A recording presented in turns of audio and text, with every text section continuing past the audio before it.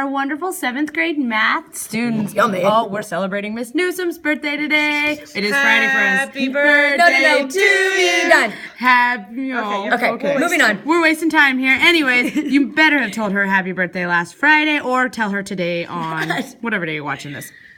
We're talking multiplying and dividing rational numbers. So our learning target today is we will multiply and divide rational numbers by using an algorithm. Yay. Algorithm. So when I'm multiplying rational numbers, the biggest thing I have to remember is on these, I've got negative 2.1 times 4. I have to look at it and I've got a negative times a positive. I have to remember a negative times a positive is going to equal a Negative. Yay! Different signs. So different signs, it's negative. So I already know my answer is going to be negative. So now I'm just going to multiply. When I multiply decimals, we just multiply, and then we go, okay, there was 1 behind this decimal. Sorry, 1 digit behind that decimal and 0 here. So I move my decimal over once. My final answer was negative 8.4. Now we've got 1 3/8 times negative 2. Again, this one has the same thing. It's different signs. Different signs, so the answer's automatically negative. I can write that down. Negative answer. And then I don't have to worry about that. So I've already got that. Negative answer. Got that covered. Now, I have a fraction and a whole number. How do I make a fraction a whole number? Put a 1 under it. Can we say that again? Because I'm you said it wrong. You said, how do we make a fraction a whole number? I'm sorry. How do I make a whole number a fraction? Yes, ma'am. Put a 1 under it. So my fraction here, my whole number here, now I'm stuck on fractions. My whole number here, I have to put a 1 under it. So I've got 2 and 1. I left my negative off because I wrote this right here. Are you guys You already okay know with it's going to be down here. So I have to now convert this into a improper fraction. So I have 8 times 1 is 8, plus 3 is 11. 11 over 8 times 2 over 1. Simple, multiply across. And I've got 22 over 8. Can I simplify that? Yeah. Change it to the mixed Simplify. number. So how many 8s are in 22? I think just 2. 2. And what am I left with? I believe 6 left over. 4. So, is it 4? 6. It's 6. It's 6. So now I can still simplify. Divide by 2 on each side. So 2 and 3/4. And I had to go, it was negative. You have to do, it was negative. Yeah, you got to circle it and get all excited the way I do. Yeah. So my final answer there is negative 2 and 3/4. I concur. Moving on. So let's get a little crazy. Got some fractions and some decimals all mixed up together. So here we go. But I noticed first that they're both negative. So my answer will be? Positive. So it's a positive Are you positive? answer. I am positive that I have positive. a positive answer. Just making Same sure. signs are always going to give you a positive answer when multiplying. Now, Or Only when dividing. multiplying or dividing. Yes, right. ma'am. So now when we're looking at this problem, we've got a fraction and a decimal. I could change them both to fractions, or I could change them both to decimals. It's kind of up to you. My personal favorite is to change it as a fraction. Because I like to deal with fractions. They're so much easier to multiply and divide than a decimal is. So that's what we're going to do. However, if you do prefer to change them to decimals, you are allowed to do that as well. So my 4.5, I've already got that as a fraction. I'm just going to change that to an improper fraction. 4 times 2 is 8, plus 1 is 9 over 2, times, we've got 1.3. 1 is going to be your whole value so that you can put a 1 I've got my really 1 big. there. And 3 is in the Tens tens place. place. So you're going to have 3 over 10. That's how you change that into a fraction. Now I'm going to change this to my improper. 1 times 10 was 10 plus 3. So I've got 9 over 2 times 13 over 10. And I multiply across. Perfect. So 9 times 13 equals 117. 117. And 2 times 10 is 20. Now all we have to do is simplify. How many 20s are in 117? 5. There are 5, which equals 100, and I'm left with 17 over 20. And we know my answer is positive, so that's my final answer. Okay, I have one little tip. you know how she writes positive answer? What you could do is you could go box in somewhere and just put a positive symbol.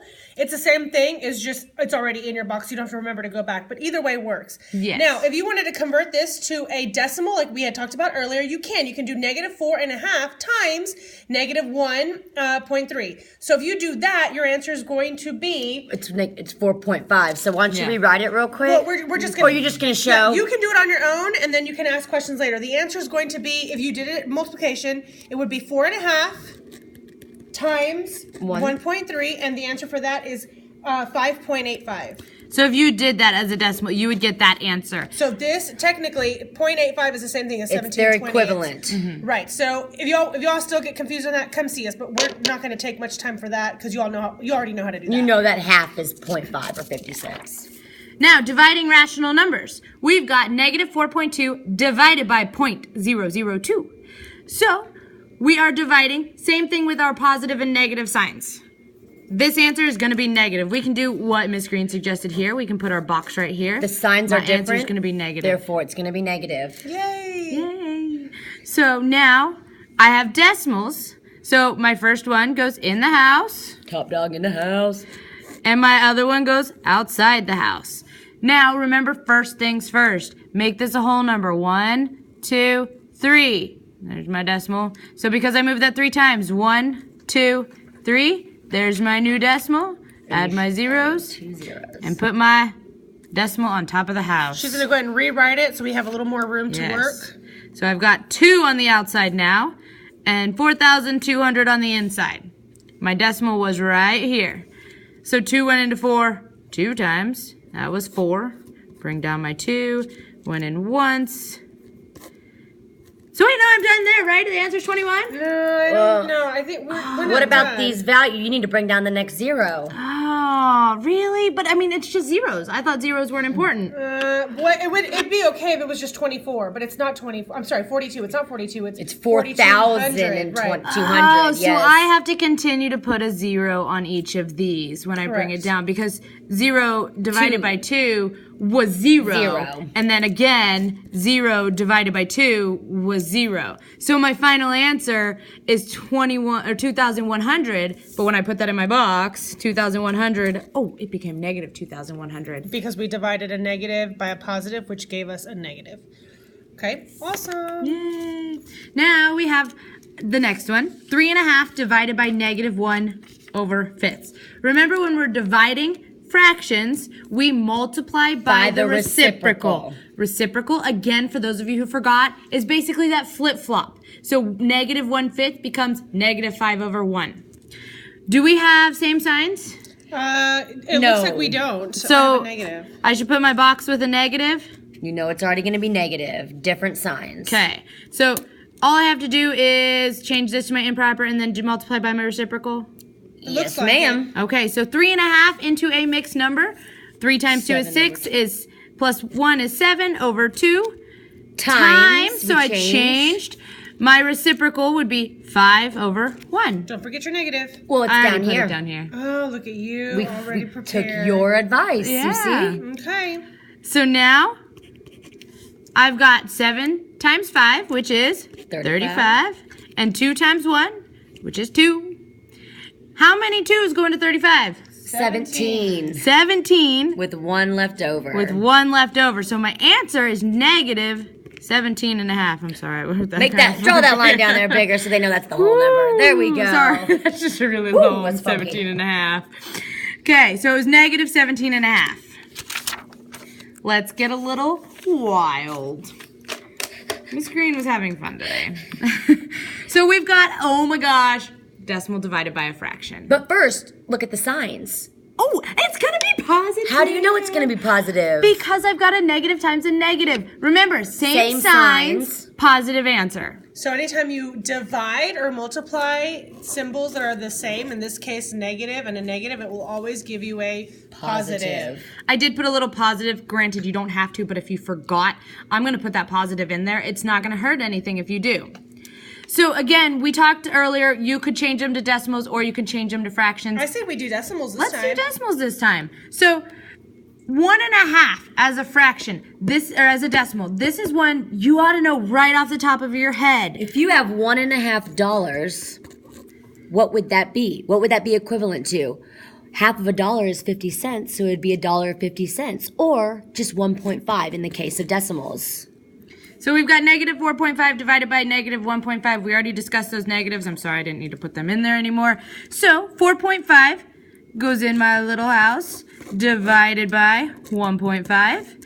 I'm going to make this a whole number and this a whole number, and then put it on top. We're going to write on a new little paper right now. I ran out of room. So I've got my 15 divided by 45. It's a new answer. That's where my decimal went. So how many times do I have 15 go into 45? 3! Three! Oh my gosh, it went in perfectly because that's 45, 0, 0. Oh, I'm done. I just have to put it in my box. My answer was positive 3. So here's the whole problem so y'all can see it. Okay, now same thing. If you wanted to use fractions, which you're totally welcome to, you would just write negative 4 and 1/2 divided by negative 1 and 1/2. And then you use your multiply by the reciprocal rules and you'll get the exact same answer. Okay, guys, thank you all so much for watching. Have a great night.